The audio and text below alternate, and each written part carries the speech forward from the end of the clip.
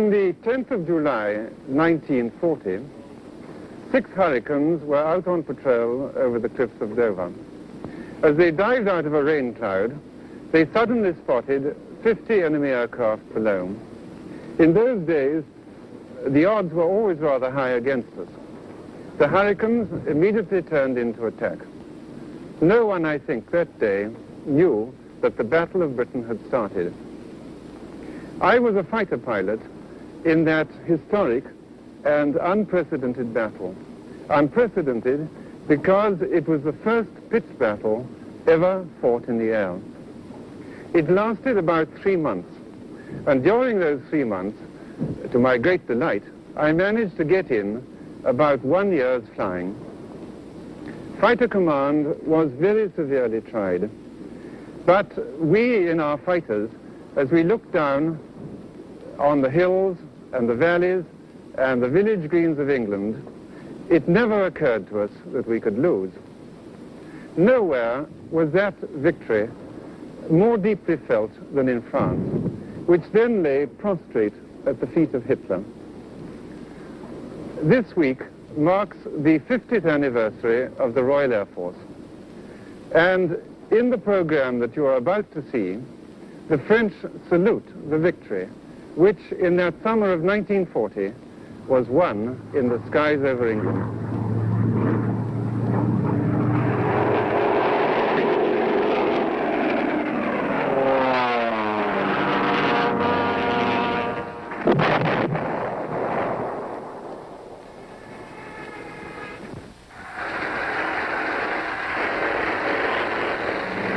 July 1940. Beneath the summer skies, the war is bright and joyful for the conquerors of Europe.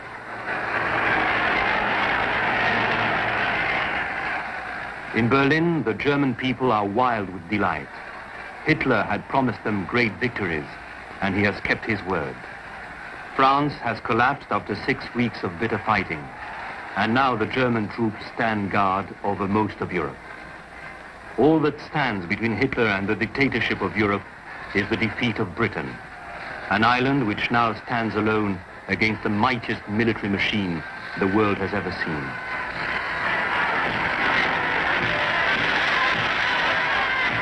The Germans believe that the conquest of England, their final victory, is now only a question of time.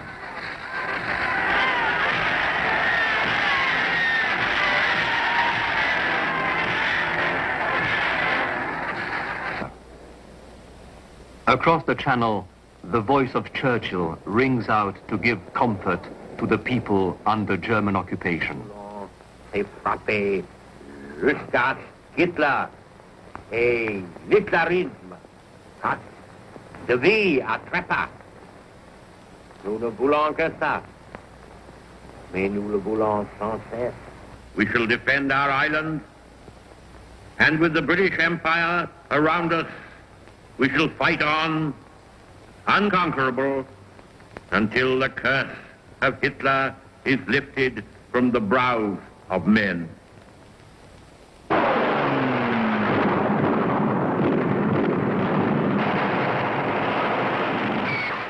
Hermann Göring, Commander-in-Chief of the Luftwaffe. Göring, the Nazi who has said, 2 and 2 make 5, if that's what the Führer wants. His airmen are bonded together by a divine reverence for their leader. There is no lack of pilots. For a long time they have been trained in the Hitler Youth movement. They have flexed their muscles in the Spanish Civil War. They have played a vital role in the conquest of Poland and France.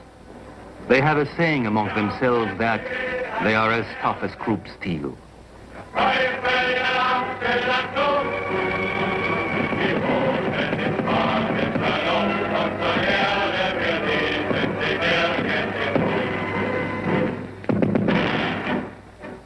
The best airmen have been assigned to the bomber squadrons.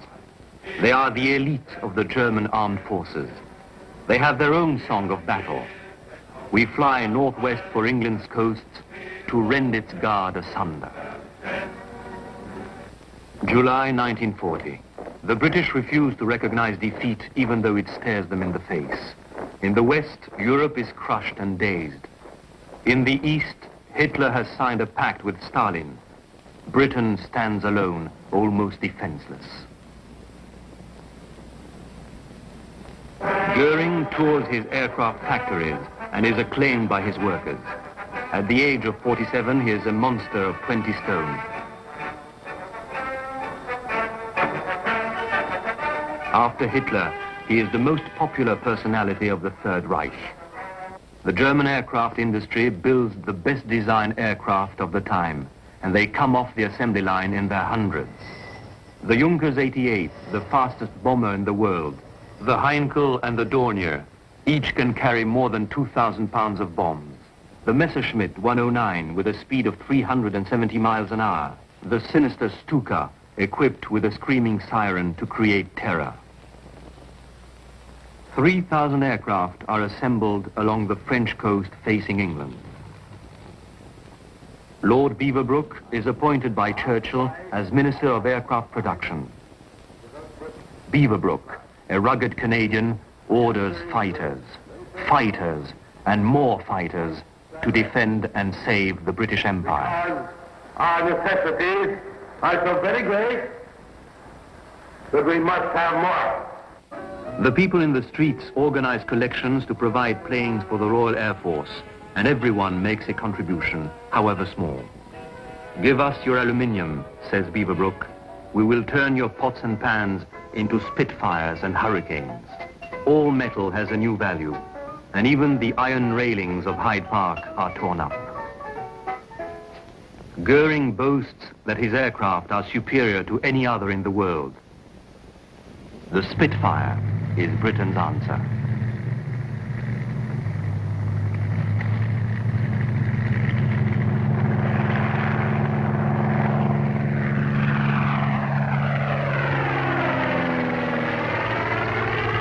Churchill knows that on the airfields guarding London and the south of England, he has only 200 aircraft fit for battle, and only a third of them are Spitfires. Altogether, Fighter Command has 600 fighters for the defense of Britain. The Germans have assembled 3 air fleets and 3,000 aircraft, 1 against 5. These are the alarming figures which face the men of Fighter Command. Their headquarters are near London, at Bentley Priory, in a small mansion which Lord Nelson gave to Lady Hamilton before his death at Trafalgar. Air Chief Marshal Dowding is head of Fighter Command. He is an elderly gentleman, the son of a clergyman, strict and austere, an obstinate Scot. For 4 years he has fought all opposition to build and organize Fighter Command. He has under his control 3 operational fighter groups, 10, 11, and 12. Dowding has positioned his squadrons on the aerodromes around London. London, the biggest target in the world. Now, in the south of England and off the coast facing the German airfields across the Channel, the Battle of Britain was to unfold in 3 stages. In July, the battle against the convoys in the Channel. In August, the attack on the aerodromes and radar installations. In September, the attack on London. The battle begins with attacks on convoys in the English Channel.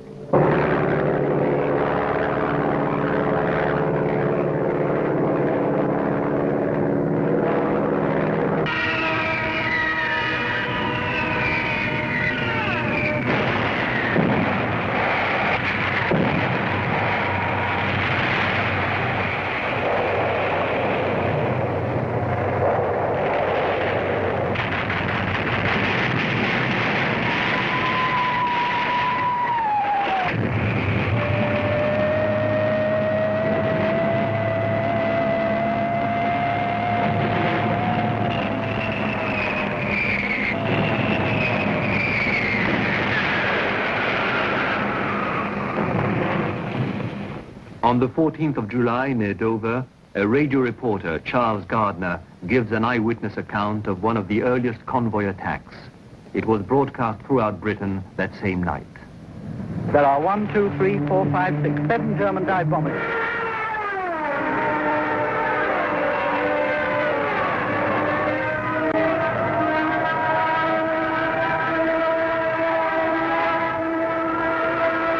Junkers 87, there's one going down on his target now. Bomb. No, missed the ship behind. There you can hear anti-aircraft going at them now. But now the British fighters are coming up. And here they come in absolute steep dive, and you can see their bombs actually leave the machines and come into the water. There's one coming down in flames. Somebody's hit a German, and he's coming down. There's a long streak. He's coming down completely out of control, a long streak of smoke. The man's bailed out by parachute. The pilot's bailed out by parachute. He's going slap into the sea, and there he goes. Smash! There's a fight going on. You can hear the little rattles of machine gun bullets. That was a bomb, you may imagine. Well, yes, we just hit a Messerschmitt. Oh, that was beautiful. He's coming right down now. I think definitely that burst of him. Down, yes, he's come down. He's come down. You hear those cries. He's finished. Oh, he's coming down like a rocket now. Absolute steep dive. Let's move around so I can watch him a bit more. Here he comes. Down in a steep dive. No, pilot's not getting out of that one. No, that man is finished. I hear the Messerschmitt coming straight above us now. Just got a balloon which is coming down in sight.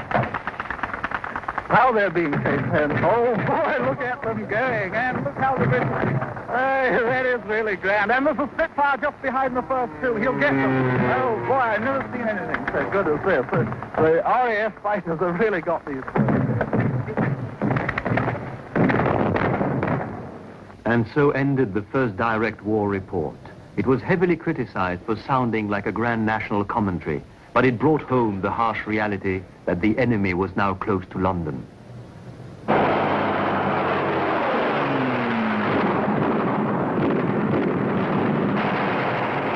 On the last day of July, Hitler makes a decision. An attempt must be made, he orders, to invade England on September the 15th. First, Hitler demands complete mastery of the air. Goering, very sure of himself, has replied, "Certainly, just give me 5 days of good weather." Everything is worked out to the smallest detail. Under German occupation, the pound will be worth 9 marks 60.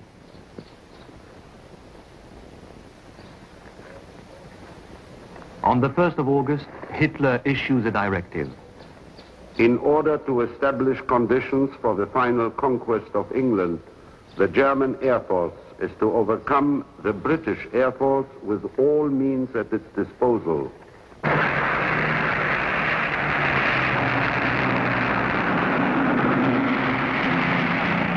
The Luftwaffe has its objective.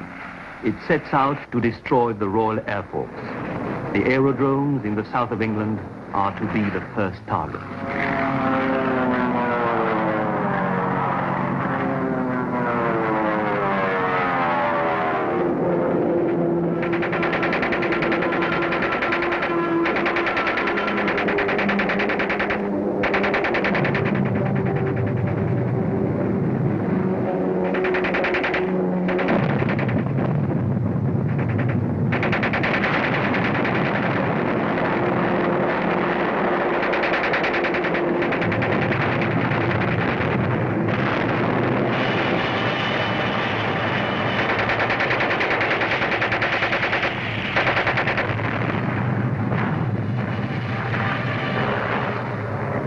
The Luftwaffe in these early weeks shows its strength to entice the British fighters into battle. The Royal Air Force learns the art of air defense by trial and error.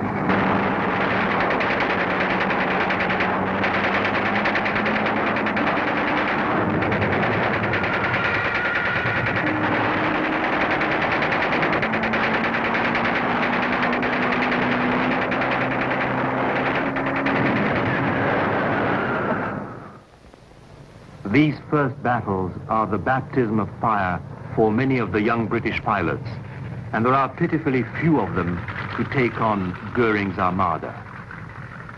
They are about 20 years old, and during the next summer months, they will save Europe. It is the time when most of them should be on their vacation from Oxford or Cambridge.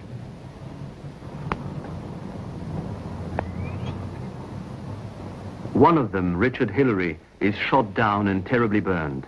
He recovers only to be shot down again and killed. Before his death, he writes a book, The Last Enemy, in which he describes his generation. We were united by a common delight in friendship, sport, literature, and idle pleasure. We had a deep suspicion of organized emotion and patriotism. We were spoilt, cynical, and conceited. The press called us the lost generation, and we were not displeased. The one thing we hoped for when war came was a chance to fight with the maximum of freedom and the minimum of discipline. We were selfish and egocentric, without any real purpose in life. The war would give us one in a delightfully palatable form. It demanded no heroics, but gave us the opportunity to demonstrate in action our hatred of mass hysteria, an opportunity to prove to ourselves and the world that however undisciplined we were, we could deal with the fanatical Hitler youth. Most of us, for purely selfish reasons, were glad that the war had come. It solved all the problems of a career. As fighter pilots, we hoped for a concentration of amusement, fear, and exaltation, which would be impossible to experience in any other form of existence. Fighter command constantly demands more pilots. Training is speeded up. A few sessions of ground instruction and then into the air in dual-controlled aircraft. Men cannot be replaced as quickly as machines. The training of fighter pilots could take longer than Britain might last in the war.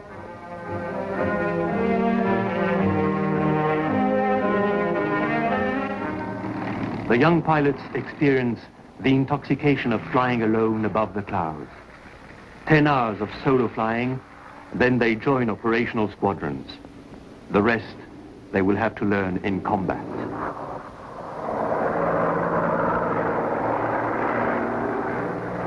These young men will suffer fatigue, depression, and fear, but they will find comfort in comradeship.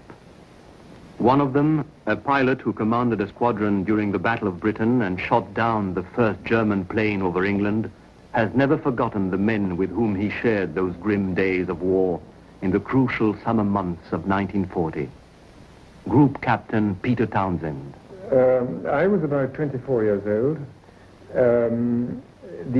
My friends, my companions were about anything between 19 and 23, 24, but I was the oldest, and I was even what you might call a veteran, because I had begun my career in the Air Force in 1935. Therefore, I had had approximately 5 years of experience. The young people in my squadron, they had the most tremendous esprit de corps, a wonderful spirit. Some of them were really frighteningly young. They had very little experience on the service type, the Hurricane. I remember we received a draft of about 10 young men, boys, some of them even in their teens, and they had about 10 hours experience in Hurricanes, which meant that as soon as they came to my squadron, we had to get busy. Fortunately, it was the summer, long days, and we had to train them in formation flying, in aerobatics, in air firing, and generally in maneuvering the airplane and getting used to it and being able to put it and fly it as they wanted to. The one remaining and persistent problem is that of pilots. The Royal Air Force welcomes pilots from the Commonwealth, volunteers from America, pilots from Holland, Czechoslovakia, and all parts of Europe. It welcomes all men who wish to join the RAF in battle. 12 French pilots take part in the Battle of Britain. To start with, they are posted to Squadron 615, the Churchill Squadron. Of the 12, only 2 will survive. Colonel Lafont, and Captain Perrin. Together they returned to their old base at Northolt. They were the first of the French pilots to reach England. Today, they still have the right to wear the pilot's brevet of the Royal Air Force. We asked them to describe their life in those days, 27 years ago. We lived either in houses in the immediate vicinity of the base or behind the officers' mess in little huts, which are still there today, still in use. There was never any suggestion of discipline. We were given complete freedom. We were pilots. They accepted that we were doing our job conscientiously, and they left us alone to go our own sweet way. We had only one aim in life, to hunt down the Boche. We had a deep feeling of hatred for him. We could never forget that just across the channel he was living in our country, and we were determined to kick him out. The Poles are the most numerous. 135 of their pilots are banded together to form Polish squadrons. Colonel Zumbach fought in Poland and in France before he came to England. He arrived with a score of 18 planes to his credit. The first difficulty we ran into was the difficulty of the language. None of us, or almost none of us, could speak English. English lessons were organized for us, but they only lasted for about 3 days. There was so little time to spar. We were taught a few important words that were vital for pilots to know, such as turn to the left, turn to the right, go up, come down, and land. Good morning. Good morning. Good evening. Good evening. We shocked the English with our ruthless attitude toward the enemy. We couldn't understand at all why we were less sporting than they were. We had suffered badly in the early stages of the war. The German to us was a very real enemy. First we had been thrown out of Poland, then we had been pushed out of France, so in England we felt that this was our last chance. We had to stay put and fight to the bitter end.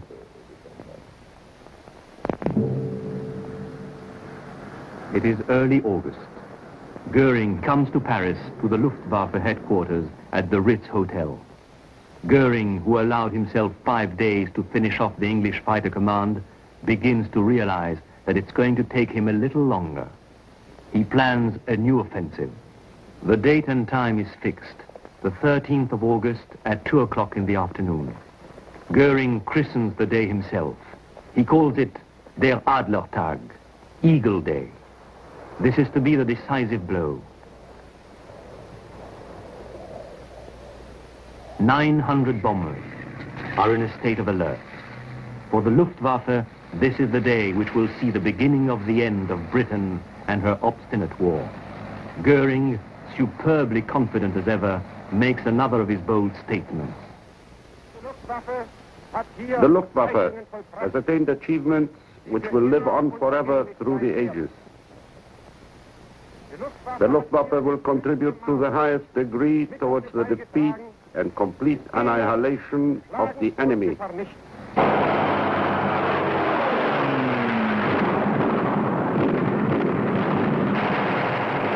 Two o'clock, August the 13th.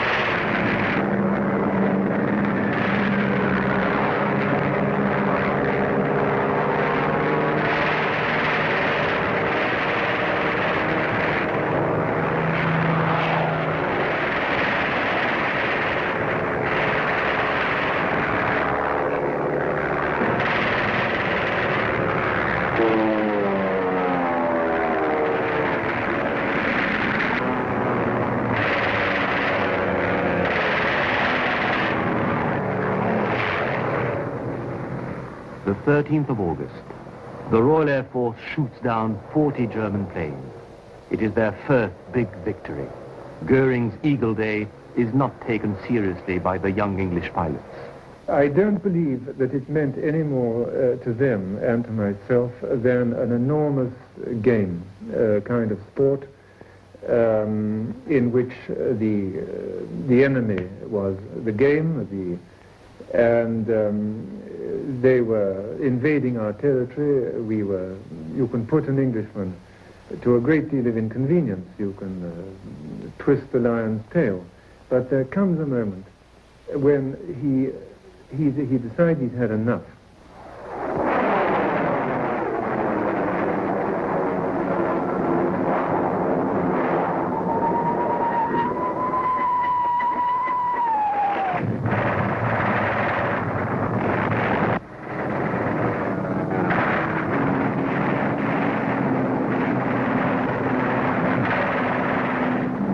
The battles in the air seem to be wild and undisciplined, but the tactics are simple and precise. The head-on attack is the most dangerous. There is a real risk of collision. It is safer to approach and attack the enemy from behind.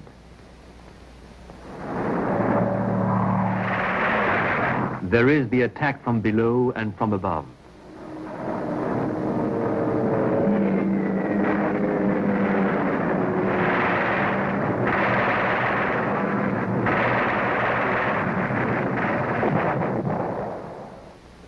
But despite the danger and risk of collision, it is the head-on attack which is eventually found to be the most effective.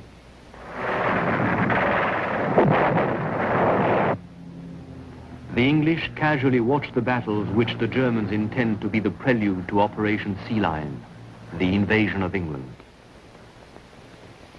Between combats, there is the waiting, the cup of tea, and the sentimental songs of Vera Lynn. The white cliffs of Dover, tomorrow, just you wait and see. There'll be love and laughter and peace ever. In the German camp, it's the same story. One camp could be mistaken for the other if it weren't for the fact that the songs of Zererlander are even more romantic.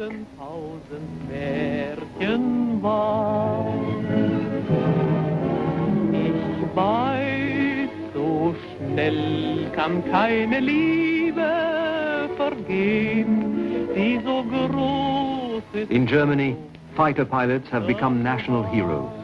One of them, Mulders, is romantic and reserved. He treats the war as a sport. Already he has shot down 54 planes. By a strange twist of fate, he dies pointlessly, killed in a plane accident with another pilot at the controls. Adolf Galland, a general at 30, finishes the war with 104 planes to his credit. Today he is a successful businessman. We asked him to return to his old base at Calais, and he came in his private plane. I lived on the Channel coast for a year and a half. I arrived as a captain, I left as a colonel.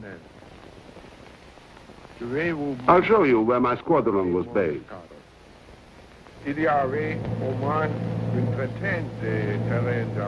There were at least 30 airfields around Calais. The beaches down there were covered with the debris of planes which had come down in distress.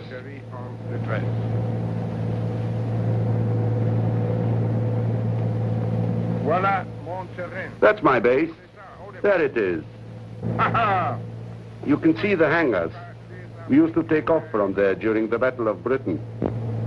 Nous décollions ici, comme ça, exactement comme ça.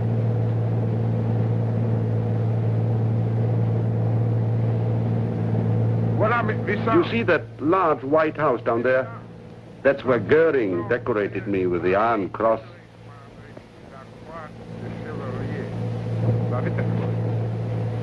I remember when Goering accused the German fighter pilots of cowardice. I tore off the Iron Cross and hurled it at his feet. Goering accused us of abandoning the bombers. By this time, they were being massacred by the English fighters. In fact, our Messerschmitts only had fuel for an hour and a half's flying, just enough to get to London and back. If we were engaged in combat with a Spitfire on our way back to base, a red warning would light up on our instrument panel. It meant that we were running out of fuel, and at best it would mean an enforced swim in the channel. We felt like hounds on a leash, and before long we stopped believing in a German victory and became very bitter. Galland, an outspoken man, didn't hide his bitterness. One day when Goering asked him in an indulgent way, "What can I do for you, Galland?" he answered shortly, "Give us Spitfires, sir."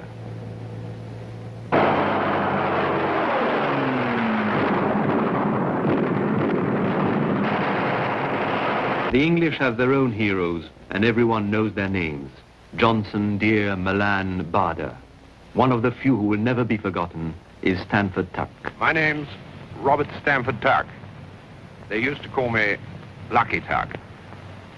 The weather was very similar to what it is today. It was beautiful, cloudless weather the whole time in 1940, and very hot. What are your feelings toward the German pilots of 1940? Oh, I think they were just doing the job they had to do at the time. I have many friends amongst them now in Germany that I see very frequently. Such as? General Galland, Adolf Galland, he's a great friend of mine. He comes over and spends weekends with me, and I always drop in and see him when I'm over there. We have a lot of fun together. Those are your feelings towards the fighter pilots. What about the bomber pilots? Well, I don't think, aerial warfare is a very impersonal affair, and all you're trying to do the whole time is outwit the other fellow, and when you outwit him, plunk, you shoot him down. Douglas Bader, with 22 planes to his credit, is nicknamed Indestructible.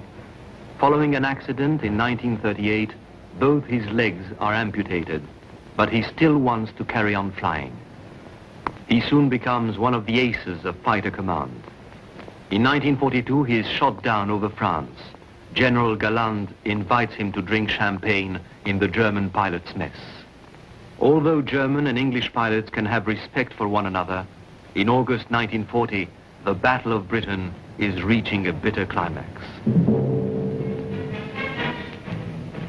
Morale is still very high among the German squadrons.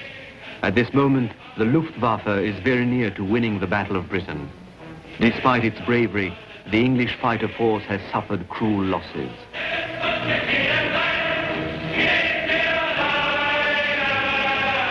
The German pilots still believe that they are masters of the sky.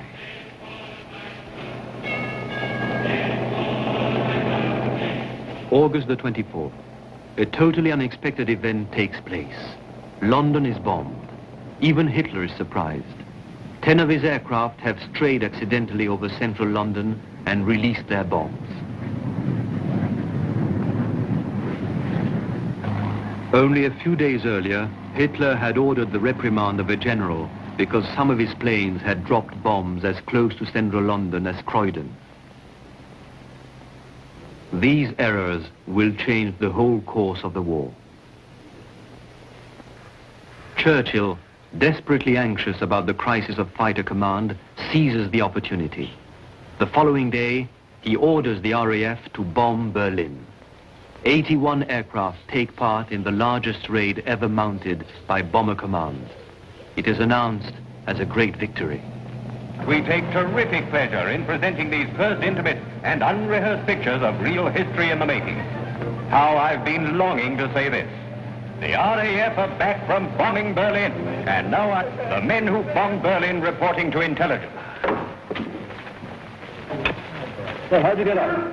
Pretty well, so we got the target all right. Good. Let's have a rough idea of the immediate great report. First of all, what time did you bomb? Actually at 23:59, sir. Did you drop all your bombs? Yes, we put them down in one stick from east to west, right across the target. In fact, the damage on the outskirts of Berlin is not all that serious. But the Nazi leaders fall right into the trap that Churchill has set for them. Goering, who incautiously declared one day, "If one enemy plane gets as far as Berlin, then my name is Meyer," is beside himself. On the 7th of September, Hitler changes the objective. It is the Führer's greatest mistake. As the English fighter force is almost at the point of cracking, the Luftwaffe is given a new mission: to bomb London and the English cities.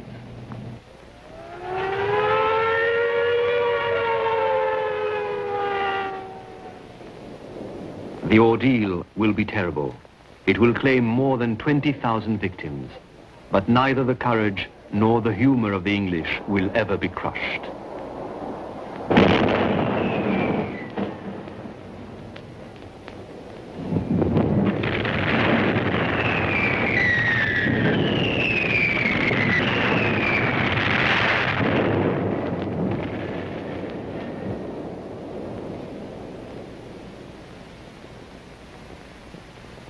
Despite the terrible destruction, Churchill is still certain that victory will be his.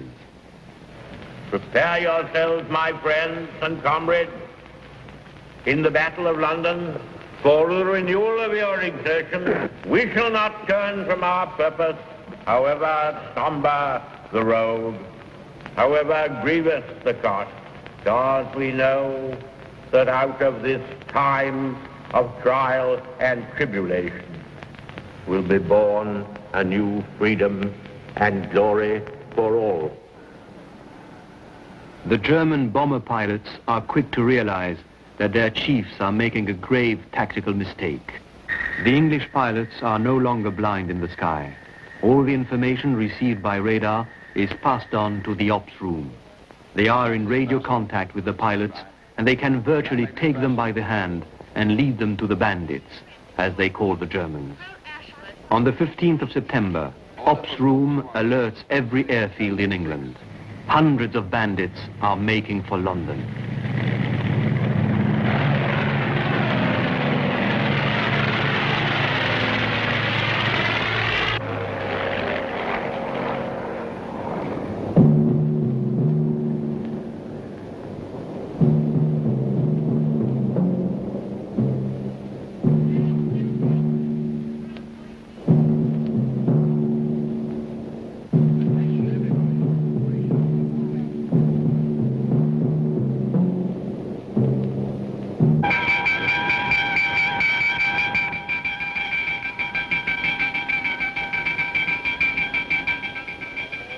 In 2 weeks, the English Fighter Command has patched up its wounds. From fighter bases all over the country, squadrons of Hurricanes and Spitfires are ordered to take off. On this day, every one of them will be in the air for the greatest combat in the Battle of Britain.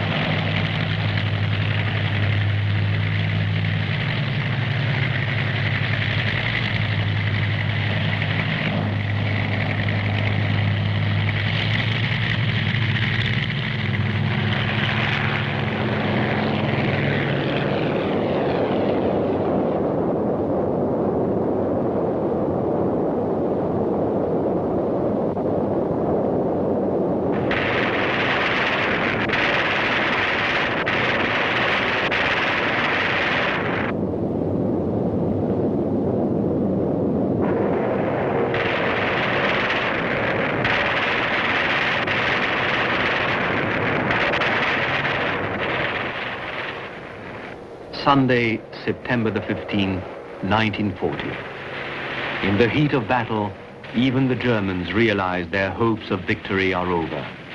One of their fighter aces, General Steinhoff, remembers that critical day. After the 15th of September, the decisive date for the Battle of Britain, we began to lose heart. In my squadron, there was a definite feeling of doom. We began to criticize our generals. We had been told that the RAF was on the point of collapse. They were given a great surprise, and we no longer believed that we were masters of the sky.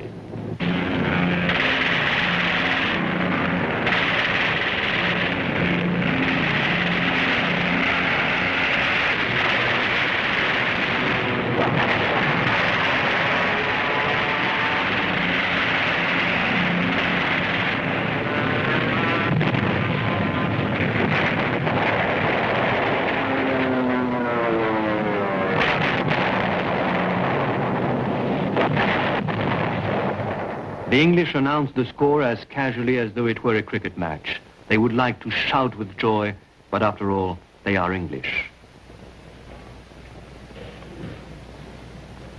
In 3 months of battle, the enemy has lost nearly 2,000 of his planes. It is a stunning victory for the English fighter pilots. It is at this moment that Churchill, speaking of them, declares, "Never in the field of human conflict was so much owed by so many to so few."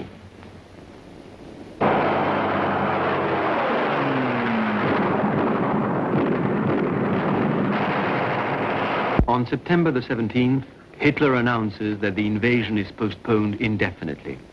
For the first time since the war began, the Germans are checked. In desperation, the Führer once again gives orders for the tactics to be changed. Goering returns to the Channel coast. This time, it is not to congratulate his pilots. The Luftwaffe has failed to eliminate the Royal Air Force, and in its attempt, a quarter of its operational strength has been crushed. Daylight bombing has proved too costly. Goering hands out the new battle orders. London and the big cities of England will be bombed by night. It is the beginning of the Blitz.